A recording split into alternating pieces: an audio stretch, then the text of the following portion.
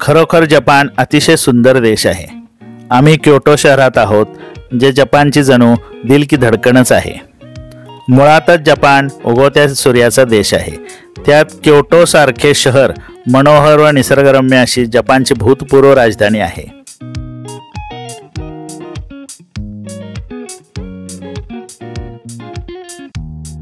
इथल्या दगडी पायऱ्यांवरून चढताना जुन्या लाकडी इमारती आपल्याशी बोलतात. त्यांना स्वतःचा आत्मा आहे. इथला इतिहास कानाशी कुजबुजतात. जुन्या अलौकिक वळणावरती नेहून ठेवतात. बुद्धाच्या अगोदरचा प्राग आदिवासी शिंतो काळ इथल्या मंदिरात जसाच्या तसा भेटतो. चेरीच्या मंद गुलाबी पाकळ्या अंथरून इथले रस्ते सांगतायत काही गूढ कथा, रम्य वैभवशाली काळातल्या, एकेकाळच्या संपूर्ण राजधानीच्या. आणि काही रुचकर पदार्थांची चव विसरताच येणार नाही. भरगच्च जेवणाचा फील देणारी सुपी नूडल्स किंवा साकुरा मोचीचा लज्जतदार घास सगळेच रचनेच्या स्वादांकुरांना भरपूर आनंद देतात. आमच्या जपान यात्रेच्या या एपिसोडमध्ये तुम्हाला सांगणार आहोत 4 दिवस क्योटोमध्ये कसे आनंदात घालवायचे. Let's go. क्योटो म्हणजे केवळ श्रिंतो श्राईन व बुद्ध मंदिरापुरते मर्यादित शहर नाही. इथले काही सुंदर रस्ते आहेत जे आवर्जून पाहिलेच पाहिजेत. आता आम्ही चाललोय सर्वात सुंदर अशा रस्त्यावरून हेटा श्राईनकडे. यासाका टॉवर म्हणून ओळखले जाणारे हे मंदिर 6व्या शतकातील होकन मंदिरातील शेवटची उरलेली कलाकृती आहे. ही 5 मजली लाकडी इमारत अनेक रक्तरंजित युद्धांची साक्षीदार आहे. यासाका पागोडापासून जवळच आहे कियोमिझू डेरा टेम्पल. आता आम्ही प्रवेश करतोय सुंदर ऑरेंज कलरच्या कमानीमधून, जे क्योटो मधील एक स्टार ठिकाण आहे, कियोमिझू डेरा टेम्पल. या ठिकाणाबद्दल बऱ्याच लोकांकडून ऐकले असल्यामुळे उत्सुकता भरपूर आहे.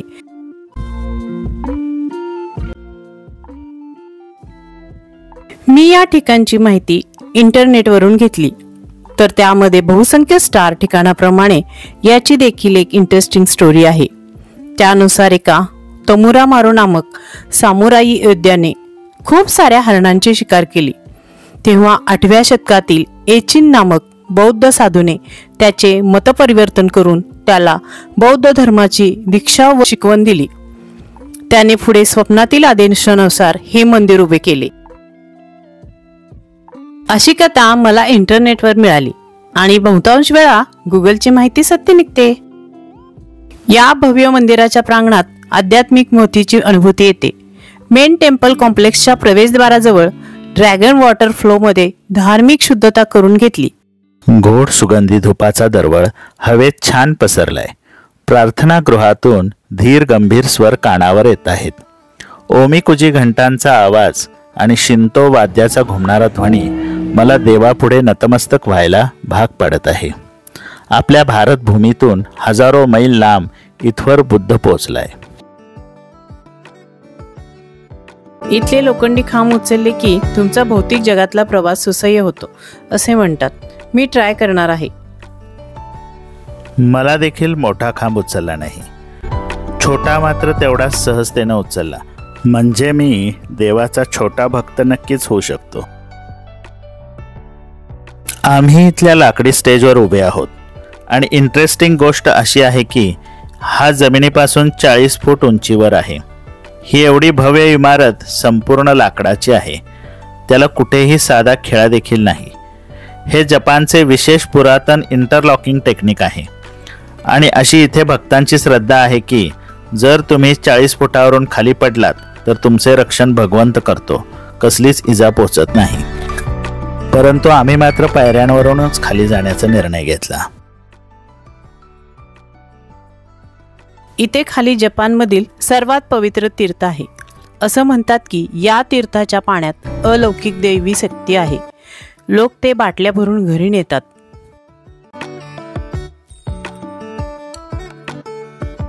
इथे मला मिळाला हा दैवी आशीर्वादाचा कागद. कियोमिझू डेरा ग्राउंडच्या तिथे टाकिनोया रेस्टॉरंट आहे. पारंपरिक जपानी पद्धतीने इथे बैठक व्यवस्था आहे. जपानमध्ये बुद्ध मंदिराच्या परिसरात असणाऱ्या रेस्टॉरंटमध्ये तुम्हाला वेगन फूड्स अवेलेबल होतात. सुरुवातीला त्यांनी आम्हाला गरमागरम सूप प्यायला दिले. इथे आम्ही ऑर्डर केलेलं आहे बकेट फुल ऑफ टोफू, कित्सुने उडॉन आणि झारू सोबा. या लाकडी बकेटमध्ये उकळत्या पाण्यात टोफूचे तुकडे आहेत. सोबत दिले हे विशेष व्हिनेगार. या जाळीदार चमच्याने टोफूचा तुकडा या स्पेशल व्हिनेगारमध्ये डिप करून त्याचा आस्वाद घ्यायचा. टोफू हे दक्षिण भारतातल्या इडलीसारखे आहे. त्याला स्वतःची अशी खास चव नसते. ज्याप्रमाणे आपण इडली ज्या चटणी किंवा सांबारबरोबर खातो तशी त्याची लज्जत वाढते, त्याचसारखे टोफू इथे व्हिनेगार सोबत छान लागते. सो गुड, एकदम मस्त. मी आता माझ्या पद्धतीनं टोफू तयार करते. थोडीशी कांद्याची पात टाकते. आहा, मस्त.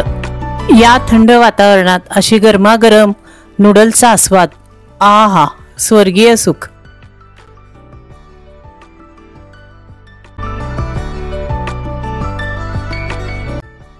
आता मी आले शिजो डोरी गियॉनला. आर्ट, फूड, शॉपिंग स्ट्रीट सर्व काही इथे आहे.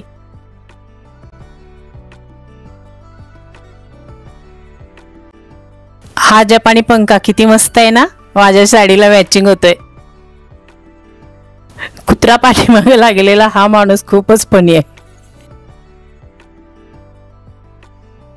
डे सेकंडला सकाळी लवकर उठून आम्ही चाललोय फुशिमी इनारी अर्थात इन्फिनिटी टोरी गेट्स. फुशिमी इनारीचा उंच चढ तुम्हाला विलक्षण आध्यात्मिक मंदिराकडे घेऊन जातो आणि ध्यान धारणेच्या प्रसन्न वातावरणाने मोहित करून टाकतो. ही वेगळ्या विश्वाच्या प्रवेशाची पायरीच आहे, जिथे काळ वेळ स्तब्ध थांबतो आणि तुम्ही शांत गंभीर आध्यात्मिक जगात प्रवेश करता.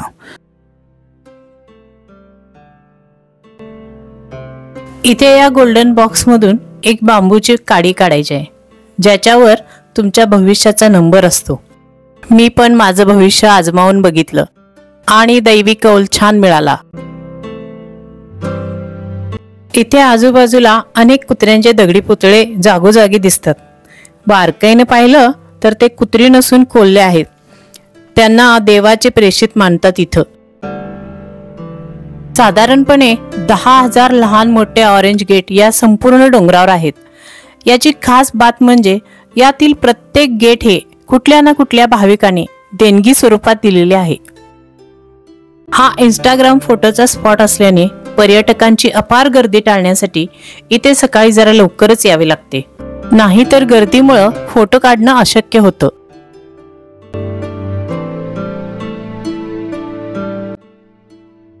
आम्ही सकाळी 7 वाजता पोहोचलो, त्यामुळे अजिबात गर्दी नव्हती आणि आमचे फोटो छान आले. मग नंतर अर्ध्या तासातच गर्दीचा फ्लो चालू झाला. इथे टॉपला तुळजापूर प्रमाणे चिंतामणी दगडाची देखील सोय आहे. सभोवतालचे जंगल, त्यातले प्रत्येक पान इथे दैवी गुणांनी भरलेले आहे.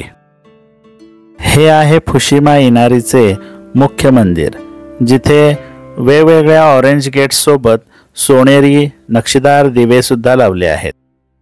इथे भक्तांनी वाहिलेली 2-2.5 इंचाची छोटी छोटी क्यूट गेट आहेत. डे सेकंडच्या संध्याकाळी कामो रिव्हरच्या पूर्व काठावर आम्ही आलोय. इथे आहे गियॉन्स गेइशा डिस्ट्रिक्ट. क्योटो शहरातील गेइशा डिस्ट्रिक्ट हे असे ठिकाण आहे जे अजिबात चुकवू नये. शतकांपासून या गेशांबद्दल अनेक गूढ दंतकथा देखील आहेत. लोकांच्या आकर्षणाचा आणि रहस्यमय चर्चांच्या गेशा हा भाग आहे. त्यांना लाभलेले हे वलय क्योटोच्या या रस्त्यांवरील शांत निशब्द रात्री रंगीन करतात. आम्ही हानामी कोजी या मेन गेशांच्या भागात आहोत। या नाट्यगृहात आम्ही गेशांचा कार्यक्रम बुक केलेला आहे। शो हाऊसफुल होता, पण आम्ही ऑनलाईन तिकीट बुकिंग केल्यामुळे आम्हाला प्रवेश मिळाला। इथे या डिस्प्लेवर कार्यक्रमाचे दरपत्रक लावलेले आहे। फोटोग्राफी आणि व्हिडिओग्राफीला पूर्ण बंदी आहे।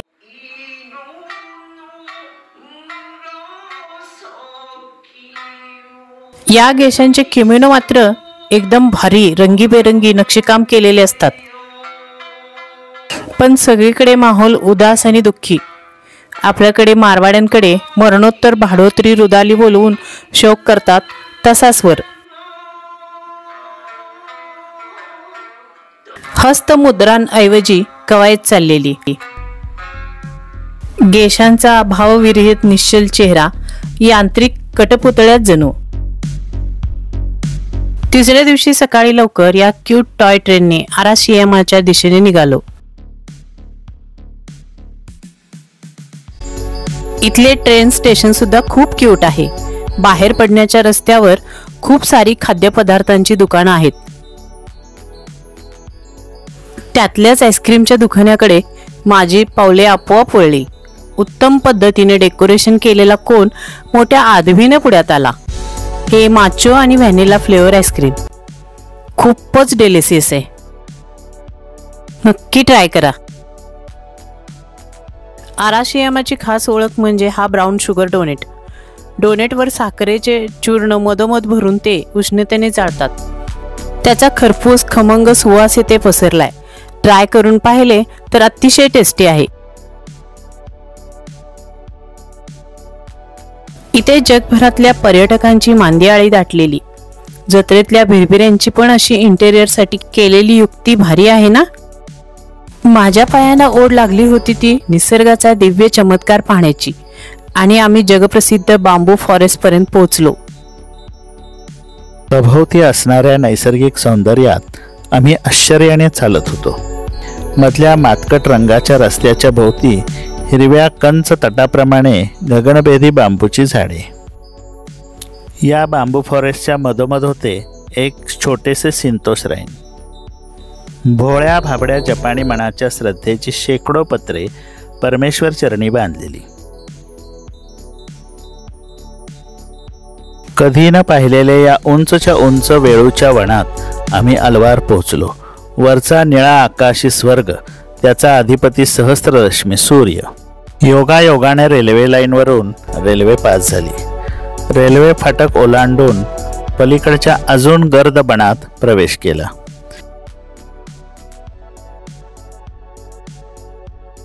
पानांचे अस्तरे चुकवत सूर्यकिरणे लपंडाव खेळत होती। कोणत्या अद्भुत स्थळी येऊन पोचलोय मी। जपानमध्ये बांबूला त्यामुळे दैवत्व प्राप्त झाले आहे। इथे शांतता आहे। पर्यटकांची गर्दी पण एवढ्या लांब येत नाही। जे येतात ते अशा पारंपरिक पायगाडीतून। ही आहेत 2 वनरक्षक टकलू टकलू बाळे।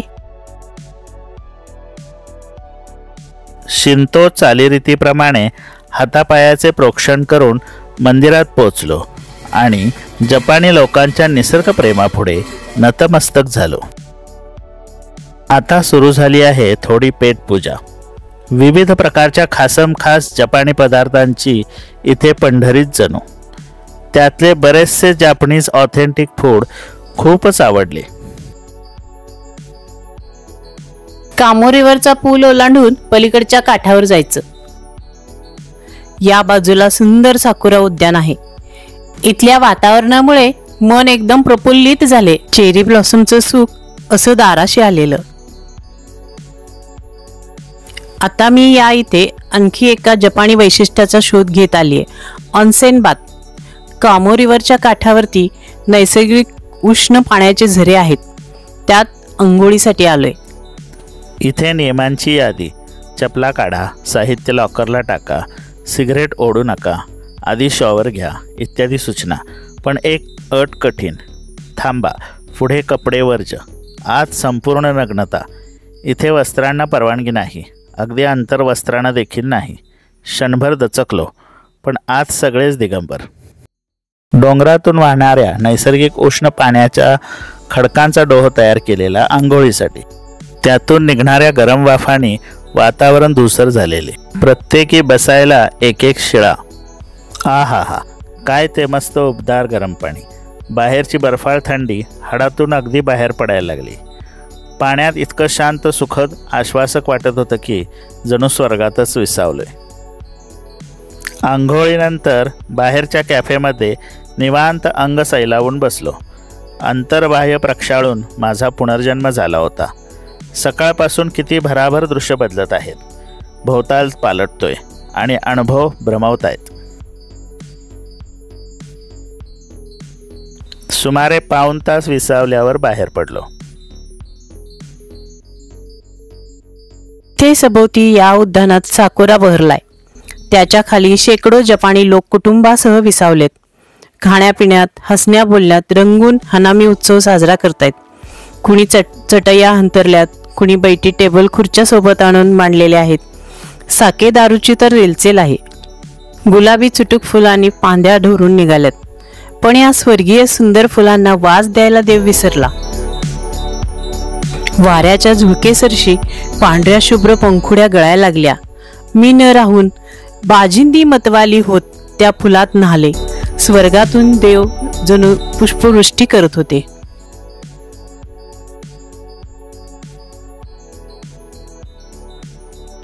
आता मी आले पारंपरिक जापनीज घरात.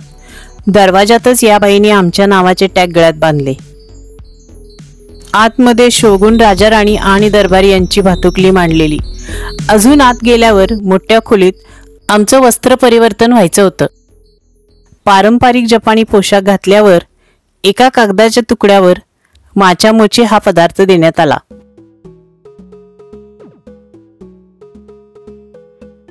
आमच्या पुढ्यात ही जपानी बाई खूर मांडी घालून चहा बनवायला लागली. अतिशय धीर गंभीर वातावरणात तो तयार झाल्यावर दिलेला माचा मोची घशाखाली ढकलला. हिरवट वाडग्यातला तो विचित्र चवीचा अढूळ काढा आदराने प्यायचा.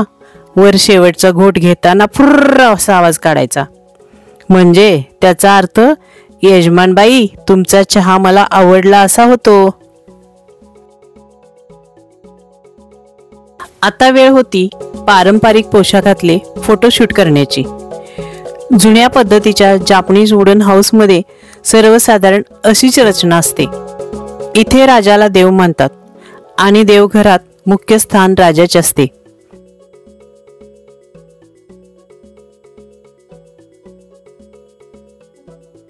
Sayonara sayonara. गर्भगृहात अशा चटया अंतरलेल्या असतात. त्याला ततामी म्हणतात. घराचे अंतर्गत दरवाजे खूपच खुजे असतात. त्यामुळे वाकून जावे लागते. त्यानंतर इथे इंग्रजीत डेमॉन्स्ट्रेशन दिले गेले.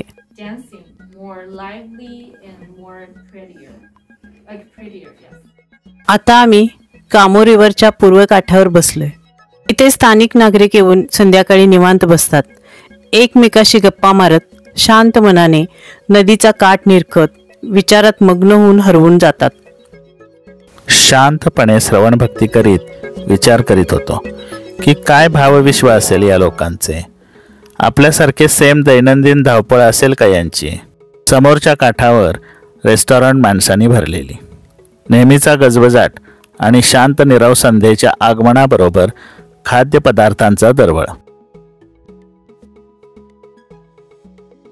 तुम्हा सर्वांना क्योटोमधील सुंदर दिवसाच्या सुंदर शुभेच्छा. आज सकाळी लवकर उठून फिलॉसॉफर्स पाथ या ठिकाणी आलोय. याला फिलॉसॉफर्स पाथ म्हणतात कारण 100 वर्षापूर्वी एक किटारो नामक जपानी तत्ववेत्ता या रस्त्याचा वापर मेडिटेशन, ध्यानधारणेसाठी करत होता. त्यामुळे या मार्गाची आध्यात्मिक उंची खूप आहे. तुम्हाला जर चांगले फोटोग्राफ्स हवे असतील तर इथे अगदी सकाळी लवकर या. इथे किटारोच्या काही श्लोकांची कोरीव लेणी आहेत. ती पक्क्या जापनीज भाषेत आहेत. आम्ही गुगल ट्रान्सलेटर वापरून बघितला पण त्याने देखील हात टेकले. क्योटोमधील वातावरण आम्हाला खूपच भारी वाटलं. इथले टेम्पल्स आणि श्राईन मनात भक्तिभाव भरतात, तर साकुराची हवा मलमली तारुण्य जागवते. आपल्या जपान ट्रिपच्या पुढील एपिसोडमध्ये आपण जाणार आहोत शैलराज माउंट फुजी बघायला. तोपर्यंत बाय बाय.